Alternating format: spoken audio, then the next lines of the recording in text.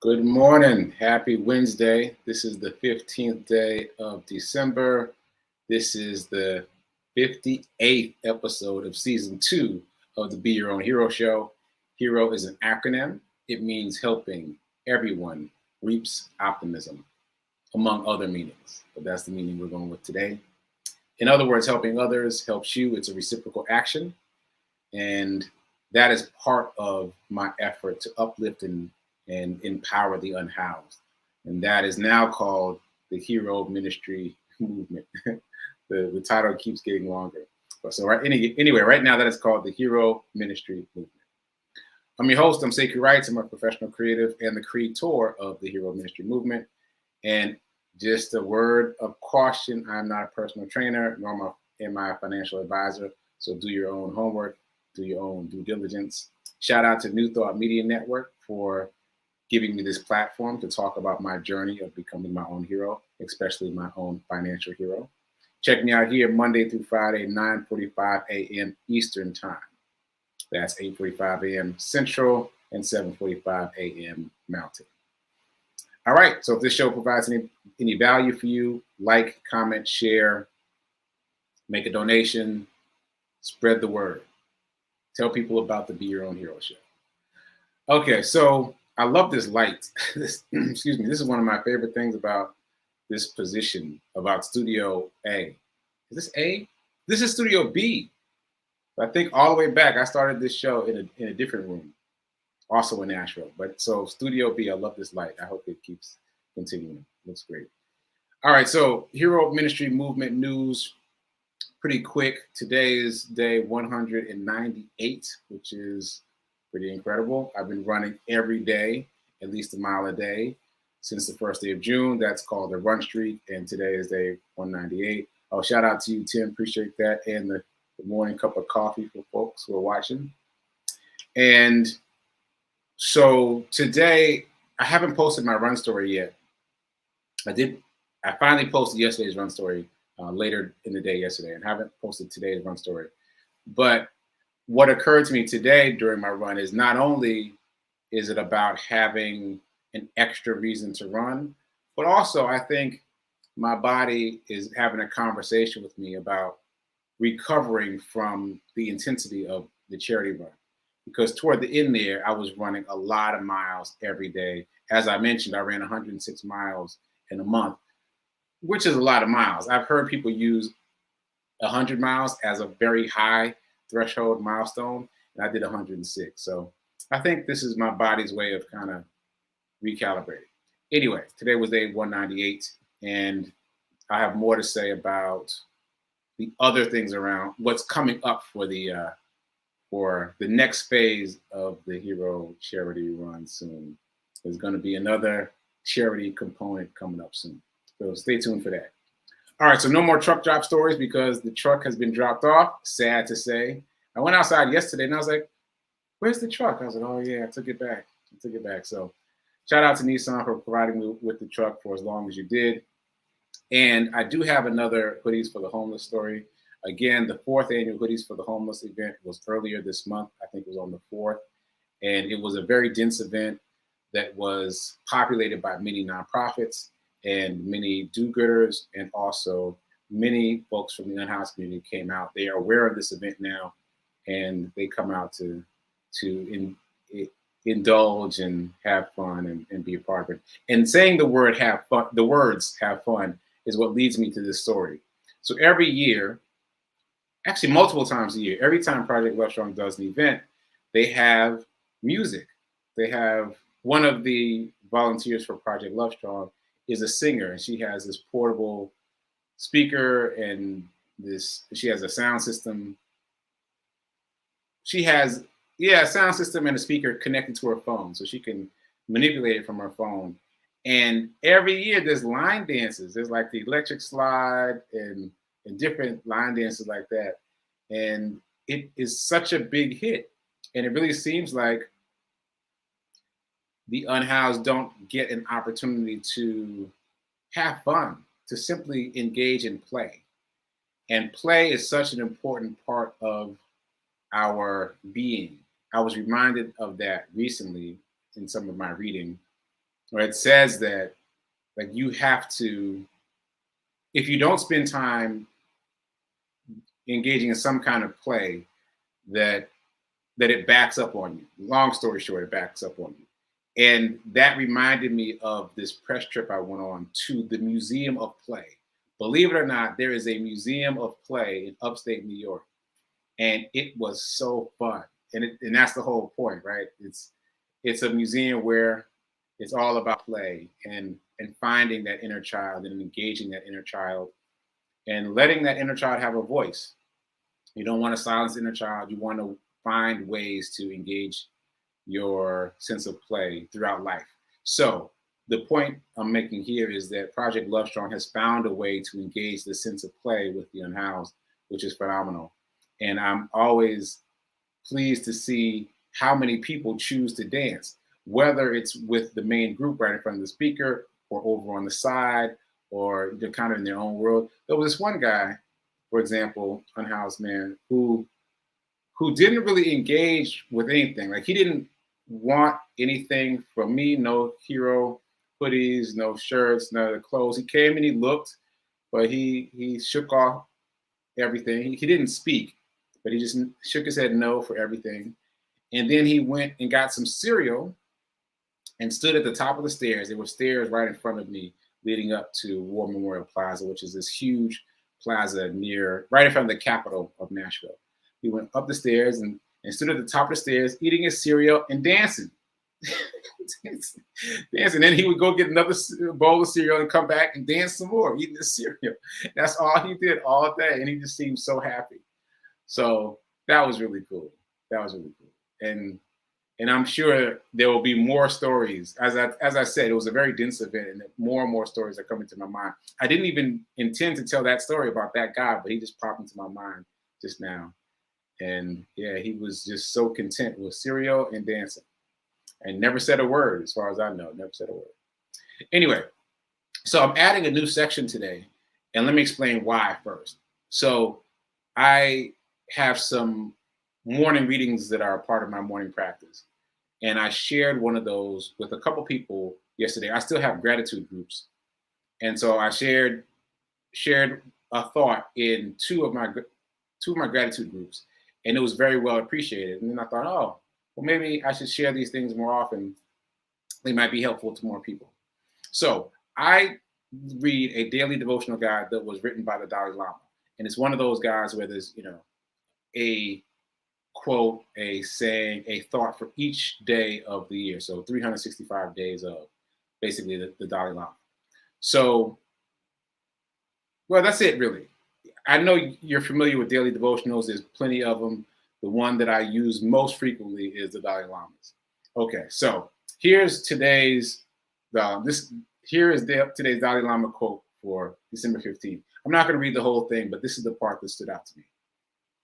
Feelings are not the self because there is a feeling and a feeler. Feelings are not the self because there is a feeling and a feeler. So the point is, there's a separation between the feeling and the person who is doing the feeling. And I think that's very important because we often merge them. We often say things like, I am angry. I am impatient. We make ourselves the feeling as opposed to remembering that there's a separation between the feeling and the feeler. And we got to continue to create that separation. I feel angry. I feel impatient. But when we separate the feeling from ourselves, it automatically becomes easier to navigate. This is just something that is happening in my mind, and this too shall pass. And it helps you exercise the muscle of remembering that it's a choice. How you react to whatever just happened is a choice. And that's something we often forget too. That phrase, such and such made me mad, is evidence of the idea that we have forgotten that it's a choice. No matter what happens in the world, it's a neutral event. They are all neutral events. Like, you decide how to respond to them. It's really your choice.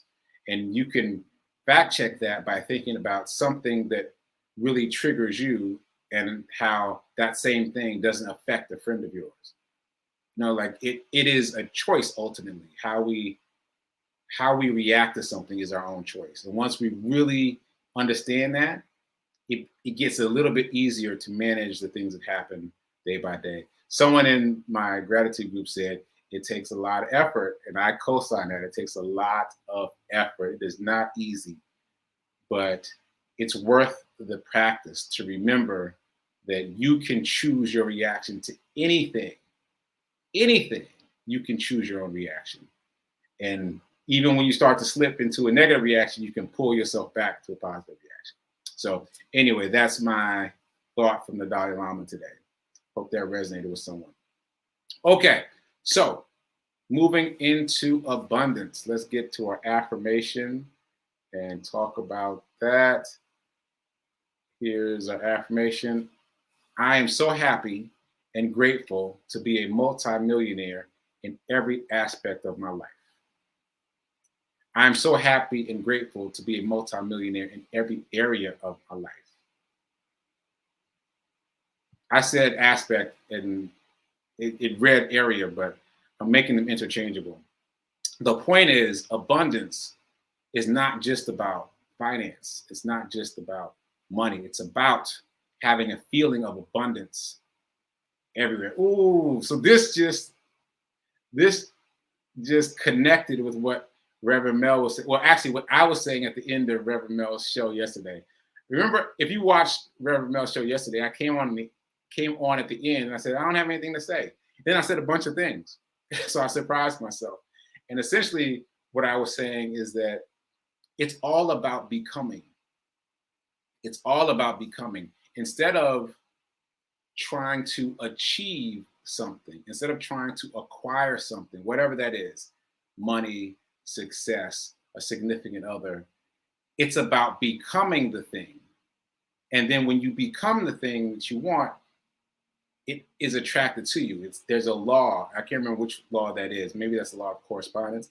But you become what you want, and then it's drawn to you. So in terms of abundance, you have to have the mindset of abundance, not the mindset of I got to go get, but the mindset of I am abundance. And if you can really get that into yourselves, then it comes to you. Okay, so that was a tangent. I didn't even know I was going to go off and talk about that. So circling back, just a reminder, poor people spend, the middle class saves, and the wealthy invest. That means if you want to be wealthy, you've got to invest. Don't stick large sums of money into your checking and savings unless it is your intention to move that into an investment. Just a reminder. Okay, so yesterday, I believe I was talking about Wrap Snacks and how they have this app that lets you invest. I tried it last night. I haven't been able to get it to work yet. So before you run out and download it, give me a couple of days to play with it some more. But you can just go to, there's two things. You can go to Google and essentially, how would you get to it? Like I know how to get to it, but I don't know how to explain how to get to it. Well, Google has a way that you can play with the stock market without investing any money. I'll let you know how to get to it specifically. I have to go back to the beginning and walk it through. Also, TD Ameritrade has something called Think or Swim, which is very funny now that I think about it, which does the same thing. It lets you use paper money, use fake money to invest in the stock market. Again, so you can see how you would fare if you had X amount of money. And then that will presumably inform your decisions if and when you decide to invest. So I'll circle back on the app, is my point.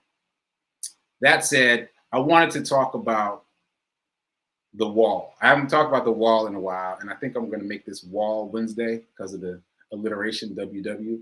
So Wall Wednesday, we'll talk about the bricks of the wall that I've been talking about here and there. So I've talked about the index fund brick. I've talked about growth stocks, talked about dividend stocks, a little bit about REITs, real estate investment trusts. So let's talk about over the counter stocks, also known as penny stocks. So I only have a quick story about over-the-counter stocks. It's kind of funny though. And before I tell that story, it's 10 o'clock, so just resetting the room. This is the Be Your Own Hero show. This is season 2. We're talking about spiritual abundance. And now the show starts at 9:45. So if you're just tuning in now at 10 o'clock, tune in a little bit earlier. Make sure you catch the replay so you don't miss it. So here's my funny story.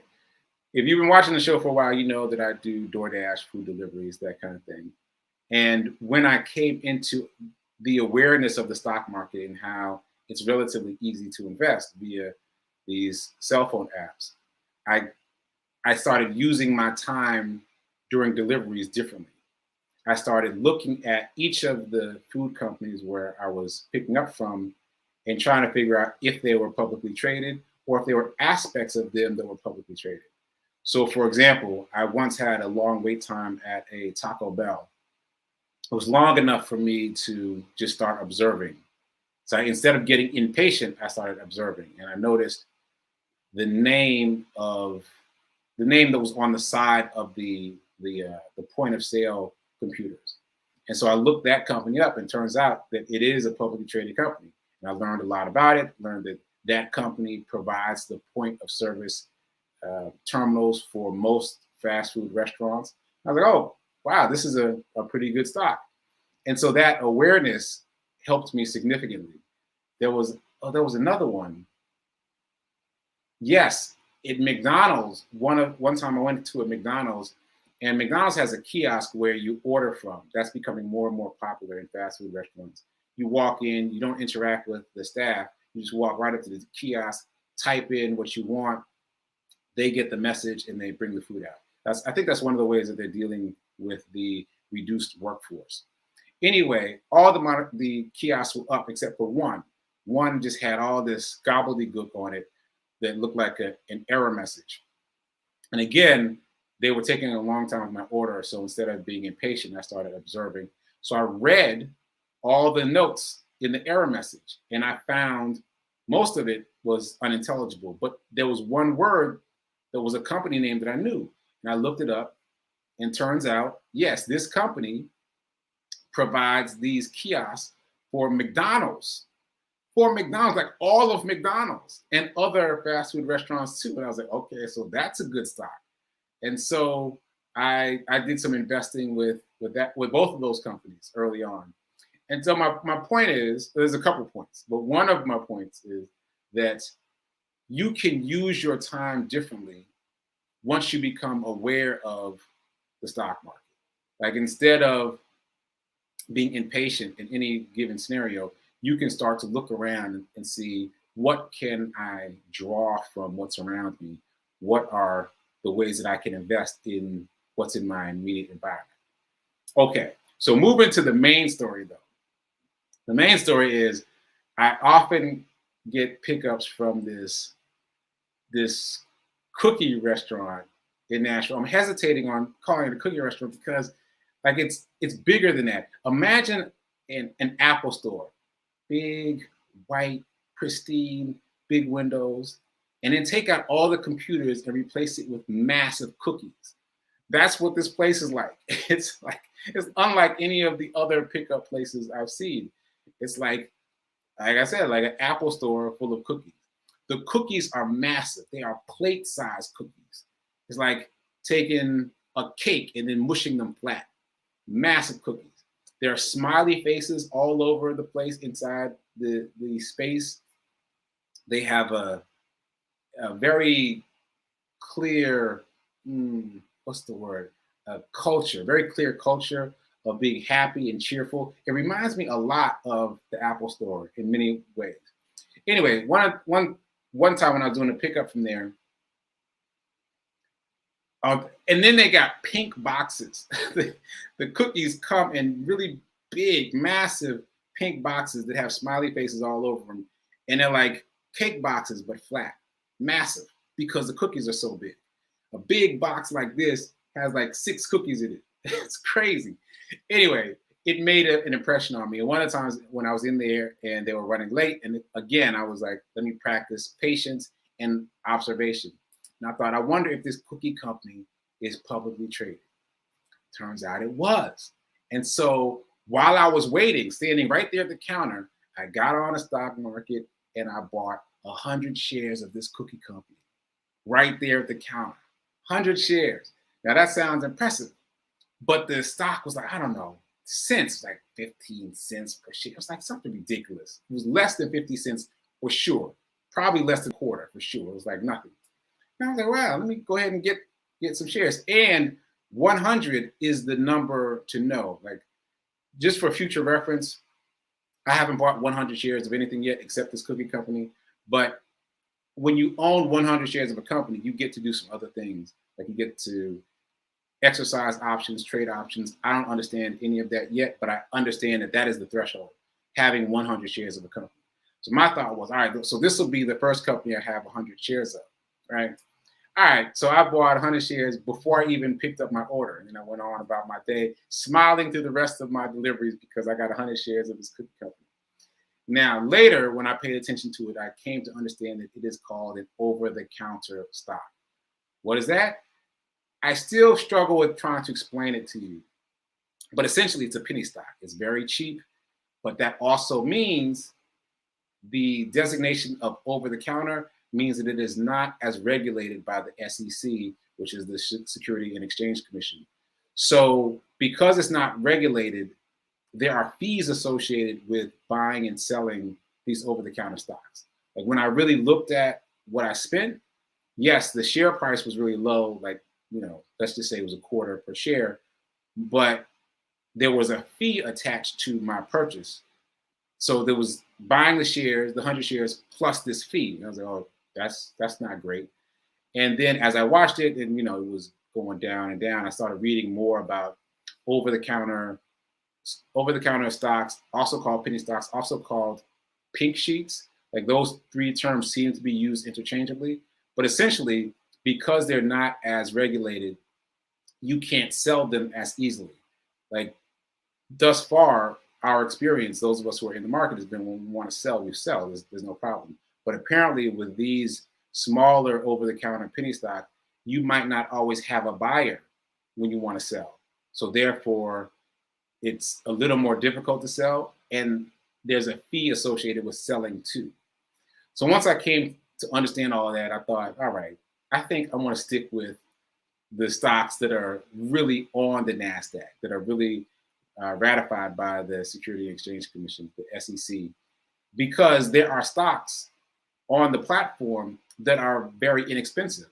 Like we talked about Shaq's company, well, not Shaq's company, the company that Shaq invested in, Alkaline 88, and how those shares are only $2 per share, and how his SPAC, Shaq's SPAC, is trading at, I think, like maybe $5 to $10 per share. So my point is, for me, at least, I'm choosing not to try to navigate the world of penny stocks, over-the-counter stocks, pink sheets, because that is adding an extra layer that does not seem to be necessary when there are stocks that are commonly traded on the NASDAQ, which are ratified by the SEC, and you don't need to have those extra designations. So I did close out my 100 shares of the cookie company. I closed my position on that. I had dreams of buying all kinds of things with those 100 shares, but I closed my position and reallocated that money to assets that are more stable. I think that's the best way to put it, that are more stable. These penny stocks, over-the-counter stocks, pink sheets seem to be very unstable. They seem to be much more of a risk than the stocks that are commonly traded that are low in price. So that's my my story, and my alarm is going off telling me to wrap it up. So that's my story about over-the-counter stocks. So someone had asked me about penny stocks a while ago, and I've been saving this story to tell then, because this is actually from maybe a year ago. This is not a current story, although I still get deliveries to that restaurant, and I'm still sure that it's going to win. The restaurant is going to win, I'm sure, because of that whole energy, because of how much time and attention they've spent on creating a customer experience. The unboxing, the boxes, the smiley faces, even looking at the customers when they come in and out.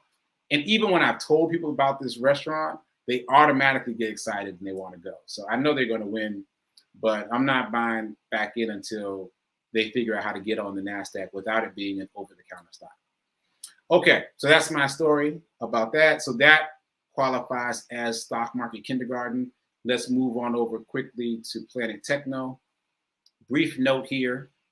So remember we talked about the fact that Facebook changed its name to Meta and how important that is because, really briefly, because Facebook spent so much time building that brand and it became ubiquitous. Everybody knows what Facebook is, even if you're not on Facebook, right?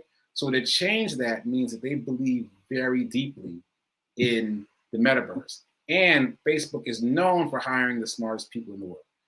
Facebook and some other companies like it are known for hiring the smartest people there are. So we can rest relatively assured that they have done a think tank on this for quite some time before changing their name from Facebook to Meta and investing so heavily in the metaverse. So again, I am not a financial advisor, but I'm telling you, I would suggest buying a share of Meta. That said, that's not even what this is about. What I want to tell you is that there's been another name change. Square has changed its name to Block. If you're not familiar with Square, look, I got show and tell. This is a Square reader. You've probably seen these things. You know, you can swipe a credit card anywhere to buy something. So, and you've seen these terminals. If you go to like a food market, farmer's market, something like that, and people are selling things on their table, they're usually using something like this for you to process your sale. Anyway, Square, right there on the box, has changed their name to Block, which means that they're going heavy on blockchain.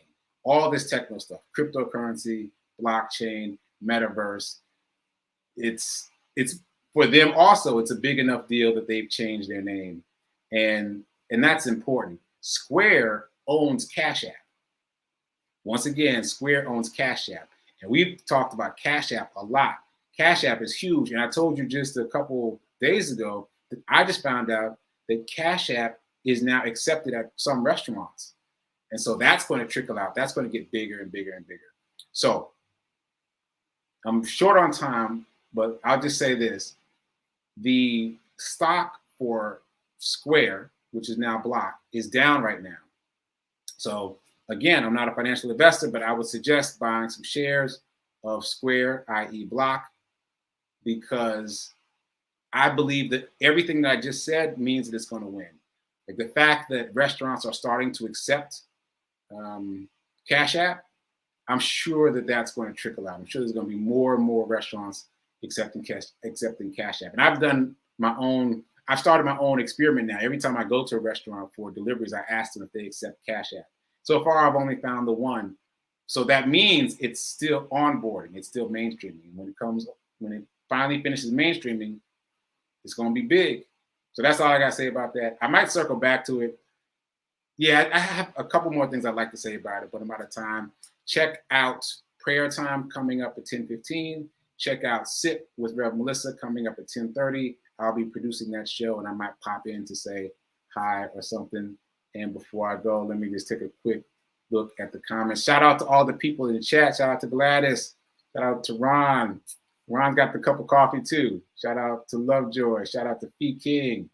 All right. Full house over here. I appreciate it. I'll read the comments right after I close the show so I don't go over time. And if you dropped any questions in the chat, I'll respond to them tomorrow. So keep doing. Be a hero. Be your own financial hero. Oh, I like that. And remember that now is better than perfect for investing. Invest now. Don't wait. All right. I'll see you tomorrow. Later.